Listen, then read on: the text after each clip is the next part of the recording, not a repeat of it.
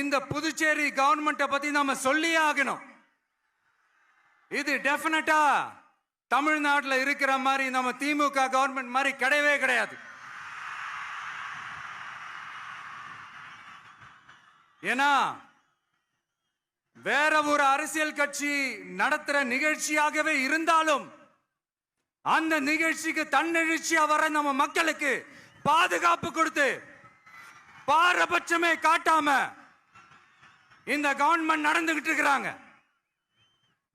அப்படிப்பட்ட இந்த புதுச்சேரி கவர்மெண்ட்டுக்கும் நம்ம புதுச்சேரி சிஎம் சார் அவர்களுக்கும் இந்த நேரத்தில் என்னுடைய மனப்பூர்வமான நன்றிகளை தெரிவிச்சுக்கிறேன். இத பார்த்தாவது தமிழ்நாட்டில் இருக்கிற அந்த திமுக கவர்மெண்ட் கத்துக்கிட்டா நல்லா இருக்கும்.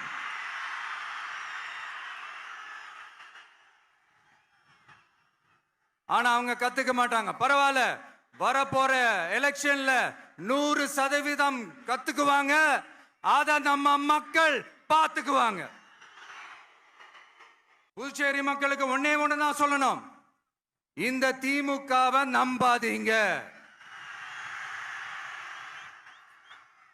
அவங்களுக்கு உங்களை நம்ப வச்சு ஏமாத்துறது தான் அவங்க வேலையே. இந்த புதுச்சேரி கவர்மெண்ட்டை பத்தி நாம சொல்லியே ஆகணும்.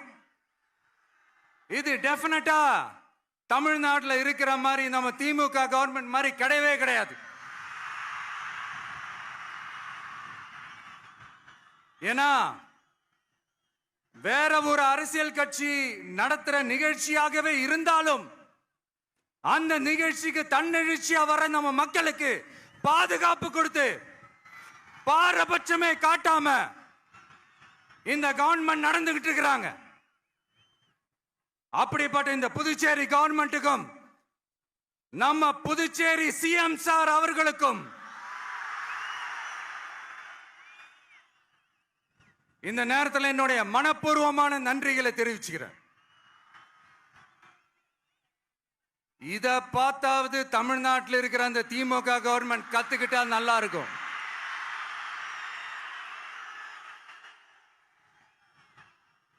ஆனா அவங்க கத்துக்க மாட்டாங்க. பரவாயில்ல, வரப்போற எலெக்ஷன்ல 100% கத்துக்குவாங்க. அத நம்ம மக்கள் பார்த்துக்குவாங்க. புதுச்சேரி மக்களுக்கு ஒன்னே ஒண்ணுதான் சொல்லணும், இந்த திமுகவை நம்பாதீங்க. அவங்களுக்கு உங்களை நம்ப வச்சு ஏமாத்துறது தான் அவங்க வேலையே.